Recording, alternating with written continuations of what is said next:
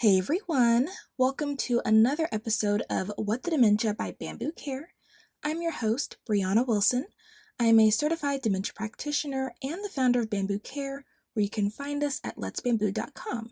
So if you're in need of more support along your dementia care journey, I highly encourage you to check us out.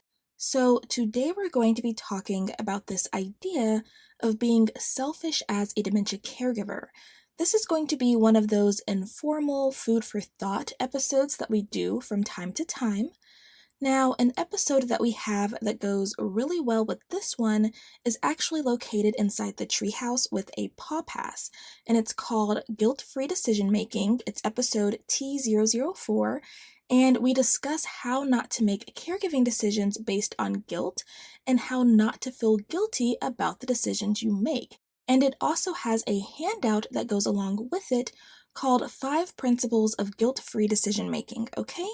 So if you are interested in listening to that episode, exploring other exclusive podcast episodes that we have, as well as accessing our full dementia care resource library, you can grab a paw pass at letsbamboo.com/treehouse, okay? So let's go ahead and get back into the topic at hand. Are you being selfish? So let's first define what it means to be selfish. I want to do this to make sure we are all on the same page, okay? So let's pull up the Merriam-Webster dictionary definitions. So the first definition is concerned excessively or exclusively with oneself, seeking or concentrating on one's own advantage, pleasure, or well-being without regard for others. And the second definition is arising from concern with one's own welfare or advantage and disregard of others. A selfish act, okay? Then it provides 2 examples of selfish used in a sentence. She's interested only in her own selfish concerns. I wish he'd spend less time with his friends and more time with me. Am I being selfish? So, based on this definition, are you selfish? Are you being selfish? Have you ever been selfish? Now, if we're being honest with ourselves, most of us have been selfish at some point in time, and many of us may currently have a situation going on where we are being selfish. But the bigger question is being selfish inherently a bad thing? Is being selfish always bad? What do we think? I would say no. In fact, sometimes being selfish is very much necessary. Now, maybe I'm saying this because I'm a Taurus and born in the year of the rooster. And if you believe anything in astrology, we are known to be pretty stubborn and selfish, which obviously can be problematic, but not always. And if we're being honest, it's usually more problematic for others than it is for us, okay? Unfortunately, though, the term selfish has become weaponized, and it's often used as an insult. And because of this, it has people feeling all sorts of ways, right?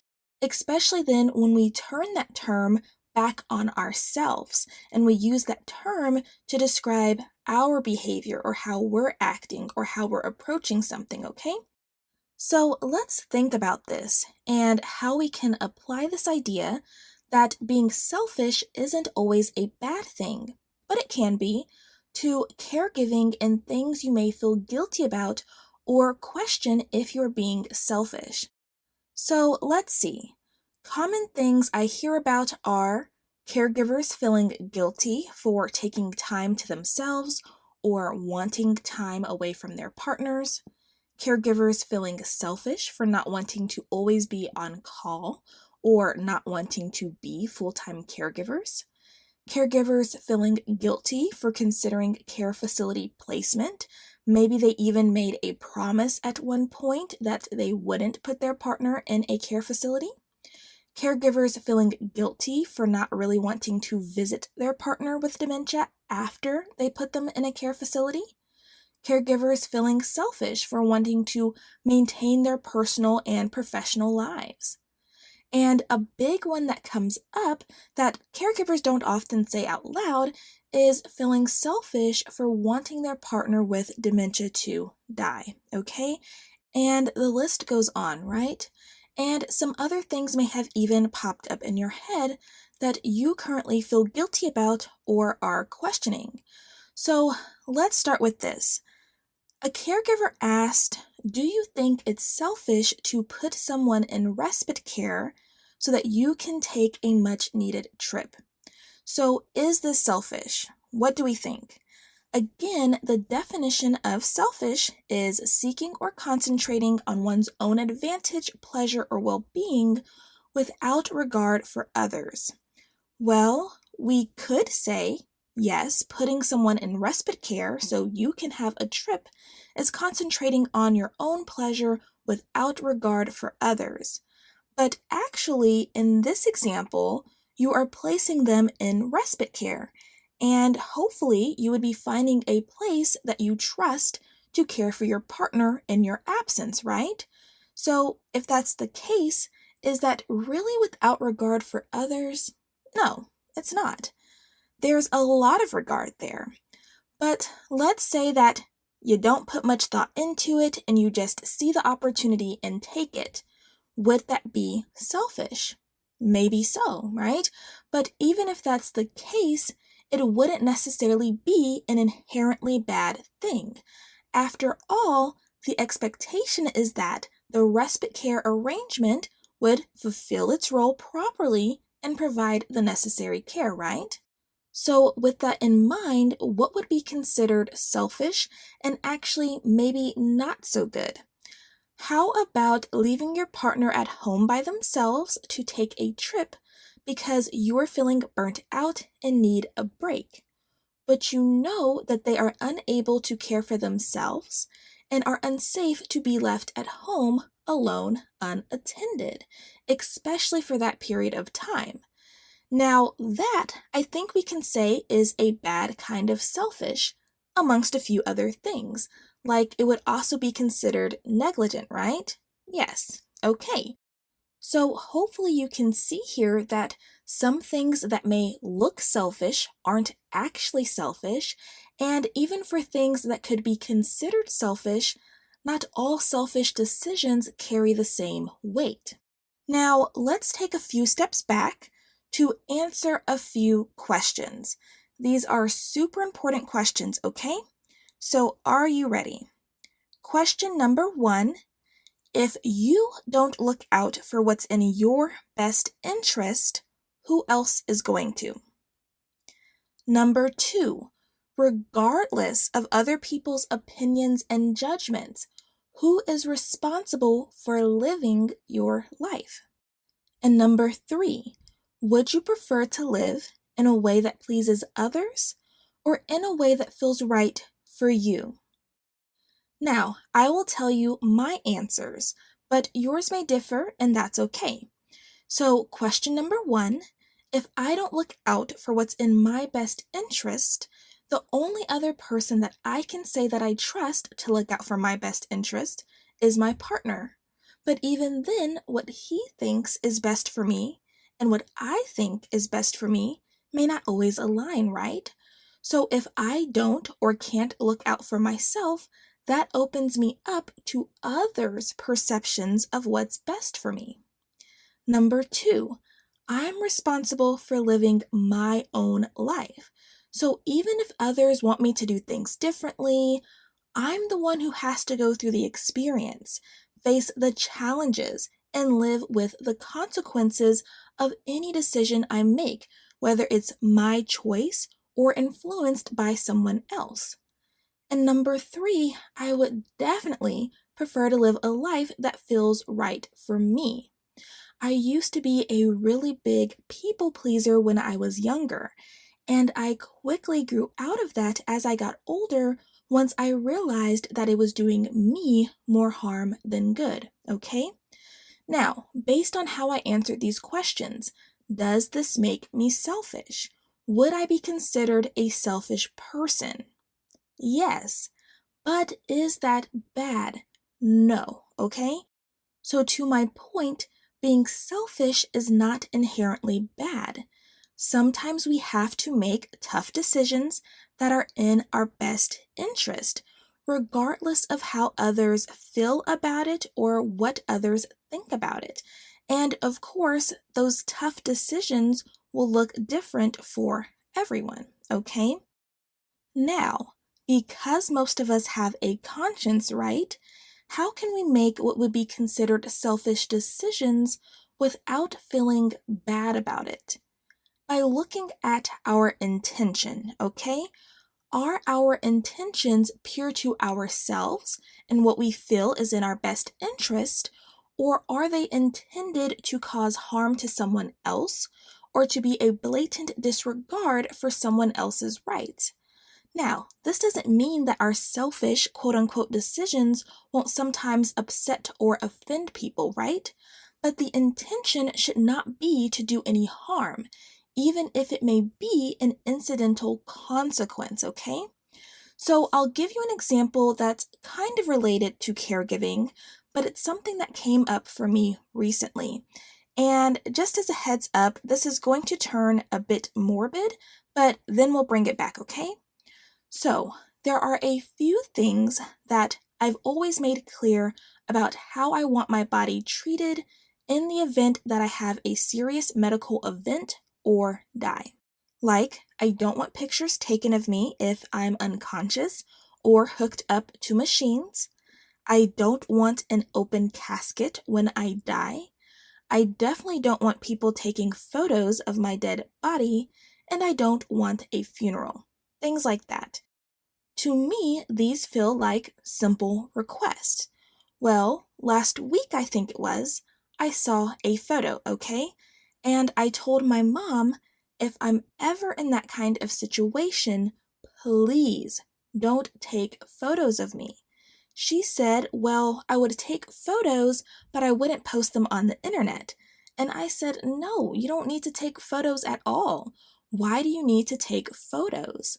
The only way I can see that being justifiable is if you need proof of the hospital's or a nurse's wrongdoing for a lawsuit or something.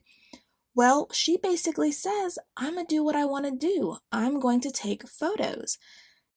And if I'm being honest, that really pissed me off. Now, is that selfish of my mom? Yes, absolutely. She's concentrating on her own advantage, pleasure, or well being without regard for others. She would be taking photos because that's what she wants to do, without regard for my feelings and rights, okay? This, in my opinion, is not a good kind of selfish. Now, with that being said, I don't harbor any bad feelings towards my mom about this, though it is very annoying, and I pray that I'm never in the situation where this becomes a thing. Or if I ever am, she will change her mind and think about what I said and say, you know what, Brianna doesn't really want me taking these photos, and there's really no reason for me to take these anyways. And then she doesn't. But I say all this to say that it's your intention behind what you are doing that makes selfishness okay or not okay. Now, even if you are being selfish in a quote unquote bad way, does that mean that you shouldn't do what you are thinking of doing? Well, that's up to you.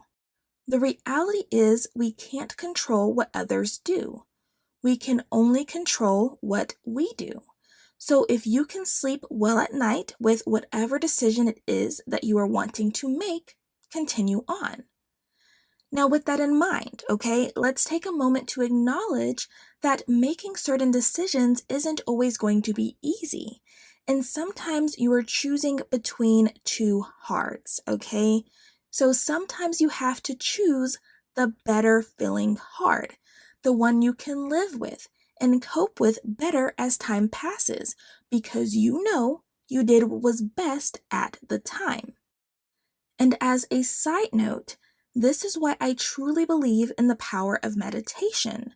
With meditation, you are turning inwards to find answers and essentially killing the noise of everything outside of you. Meditation has the potential to give you so much clarity on what you should do and what you shouldn't do. Also, please realize that for many situations, you can always make a different decision at another time if necessary. So, for example, let's say that you feel guilty about placing your partner in a care facility and you feel like you are being selfish and that you shouldn't have done that.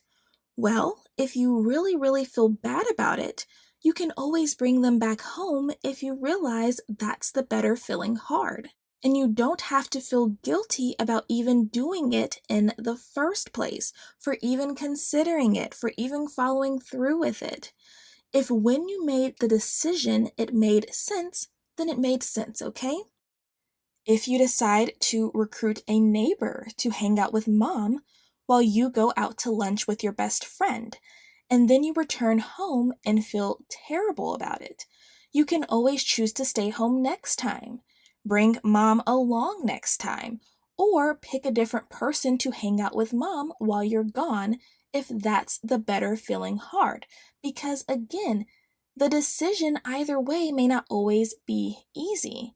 But the key is, if that's the case, to choose the better feeling hard. So, is it a better feeling hard to go hang out with your best friend while your mom is being cared for and attended to by someone else? Or is it a better feeling hard to continue to care for your mom and stay at home while you're feeling burnt out and that you need a break? Okay? There's no right or wrong answer. But here's the thing. Whatever decision you make, selfish or not, good or not, please don't beat yourself up about it, okay? Have confidence that you are doing what's best for you at the time you're making the decision. The reality is that along this journey, sometimes you will make decisions in the best interest of yourself. Sometimes you'll make decisions in the best interest of your partner, and sometimes you will make decisions in the best interest of someone else. Again, there isn't necessarily a right or wrong way to navigate this journey, and sometimes it will take a little trial and error. Sometimes what seems like a good idea at first turns out to not be so good once it all unfolds. And if that's the case, what do we have to do? What can we do? Adapt and adjust, right? That's what life is about, adapting and adjusting, even if we'd rather not have to, okay? So that's all I have for today's episode. I hope this episode gave you something to think about. Don't forget, we do have that episode I mentioned inside the treehouse on guilt-free decision making. So if you're interested in grabbing a paw pass and joining us, you can visit letsbamboo.com/treehouse. Of course, if there's any other way we can support you through your dementia care journey, don't hesitate to reach out to us at hello@letsbamboo.com. If you find our podcast helpful, please consider leaving us a good review to help others find the podcast. And if anyone has any questions, comments, or future podcast requests, you can send us an email at podcast@whatthedementia.com. Thank you so much for joining us on another episode of What the Dementia by Bambu Care. We look forward to catching you on the next episode. Take care, and until next time, stay strong, care on, and remember, you are not alone. Bambu Care is always here.